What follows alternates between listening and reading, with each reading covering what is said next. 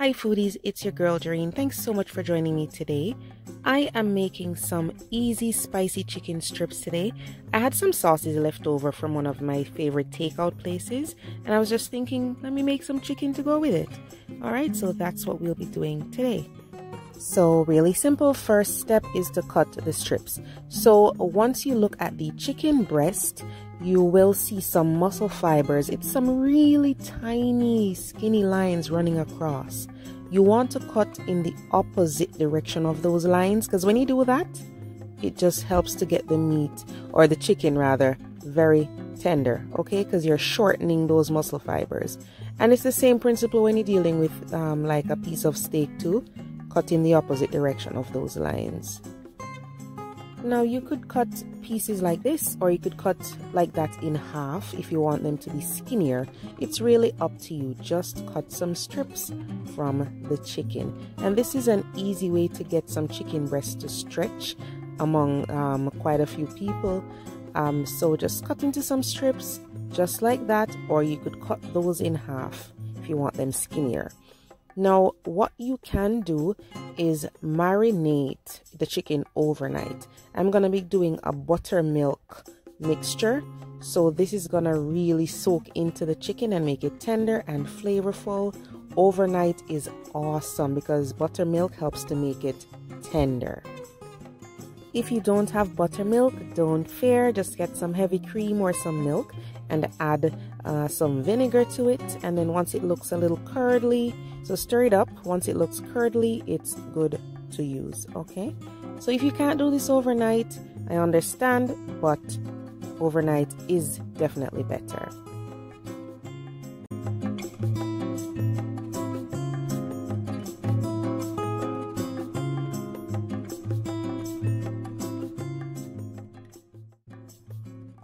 So what you want to do, guys, is since no egg is in this, no raw egg, you want to taste it. So just take a little bit and taste, because remember the hot sauce, sometimes it can be very salty.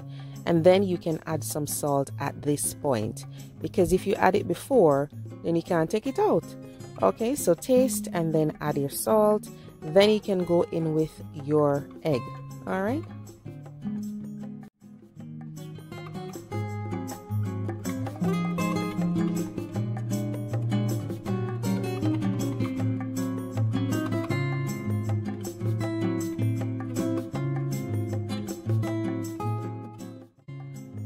All you have to do now is add the chicken and rub everything in, let it marinate for a while, okay? And then work on the seasoned flour. Of course, all the ingredients will be listed below in the description box.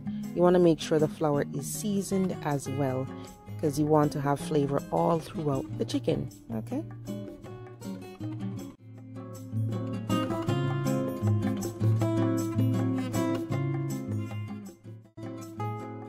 So the next step is to get everything nicely dusted with flour. So if you want to, try to keep one hand dry and one hand wet. So one hand picks up the chicken and then the other hand pats the flour into the chicken.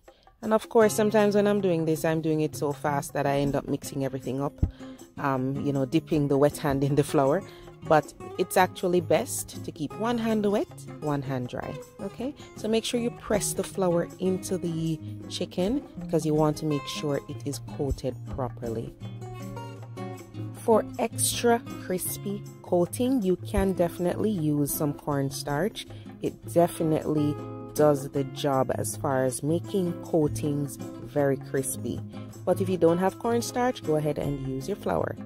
And those little bits of flour that get stuck to your finger, just rub them off into the mixture, because those little things are gonna actually cause the coating to be super crispy, because those little pieces are gonna be kind of like little flakes in the flour.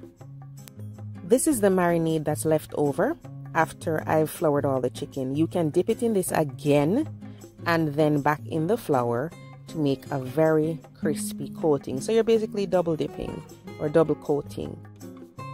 Or if you want to, you could just let the chicken rest for 5 minutes and then coat it again in the same flour mixture. So you have choices: dip it in the marinade again and then dip it in the flour, or just let it rest and coat it again in extra flour.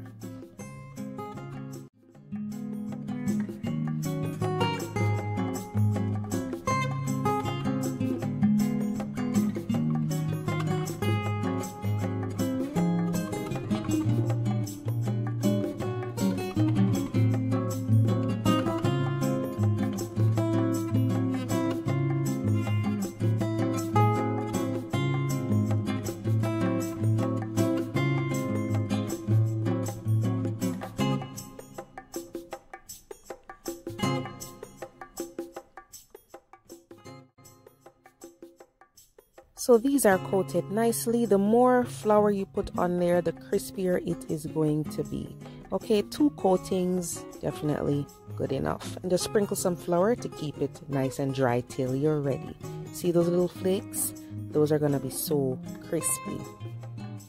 If you have a good Dutch pot or deep fryer, that's fine, or frying pan, either way you're good. So I'm just using my deep fryer because there's some oil in there already. So I'm going to be frying these up, and they don't take long because remember, it's breast, it's boneless, and it's cut in thin strips. So don't overcook it. It's gonna get nice and golden brown, and you can always shake things up or use tongs to flip them over if they need to be flipped over. Once these are done, rest them on wire rack, not paper towel, okay?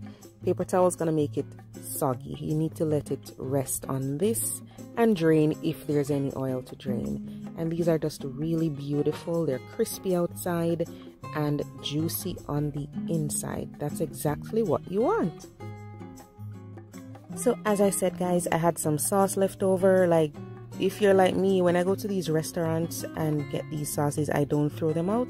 I just use them. So I got these at Chick-fil-A, and I'm going to use these as my dipping sauces. Let me know in the comment section what your favorite sauces are. If it's ranch or sweet and sour or something from Chick-fil-A, let me know what you love. And these guys could actually be done in nugget style too. You could cut them up into some tiny cubes.